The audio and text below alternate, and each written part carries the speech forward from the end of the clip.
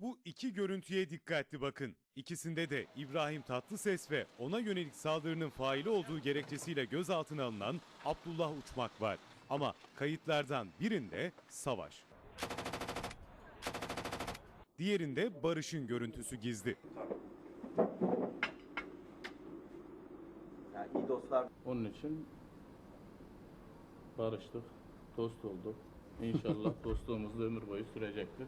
Abdullah Uçmak aslında kamuoyuna hiç yabancı bir isim değil.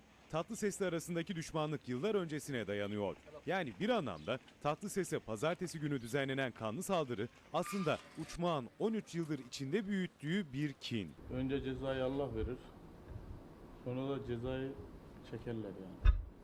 Çünkü çok büyük bir kan dökülmesine meydan veriyorlardı. Her şey 1998 yılında başladı. Abdullah Uçmak iki adamıyla Tatlıses'in aracının önünü kesti, pompalı tüfekler ateşlendi. Ve o günlerde kaydedilen bu görüntü yıllar sürecek düşmanlığın fitilini ateşledi.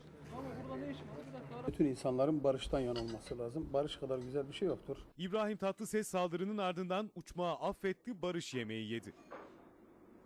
Allah afiyet olsun. Karpuzumuzu yiyoruz. Eyvallah. Ne kalıyor bize? Kucaklaşmak, sarılmak, öpüşmek kalıyor. Biz de doğru olanı bulduk. En doğrusu odur diye onu yaptık. Buzların eridiği o yemekte iki isim kameralara samimi görüntüler verdi.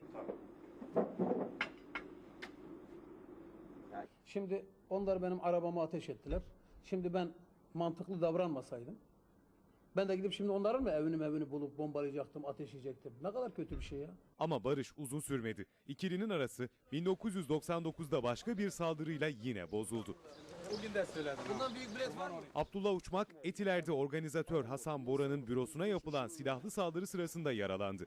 Tetiğe basanlar İbrahim Tatlıses'in oğlu Ahmet Tatlı ve yeğeni olunca da çete lideri saldırıyı Tatlıses'in azmettirdiğini iddia etti. Hatta iddiaya göre Tatlıses o dönemde Uçmak'a kan parası adı altında 100.000 dolar para ödedi.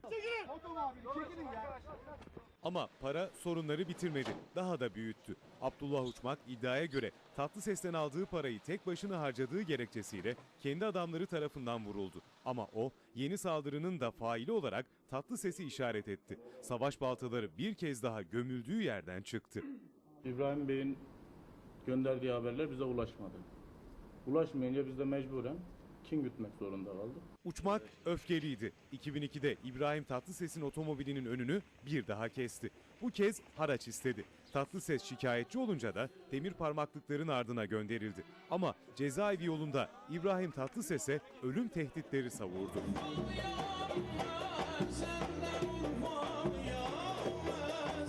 2003'te ilginç bir gelişme daha oldu. Uçmak tahliye olmuştu.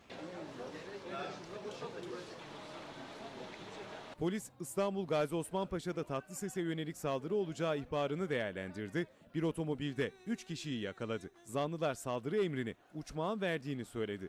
Otomobilde yapılan aramada da Kalaşnikov marka silah bulundu. İşte o son olay sonrası yeniden cezaevine gönderilen Abdullah Uçmak hapisten 6 ay önce tahliye oldu ve iddiaya göre yılların kini pazartesi günü yeniden açığa çıktı.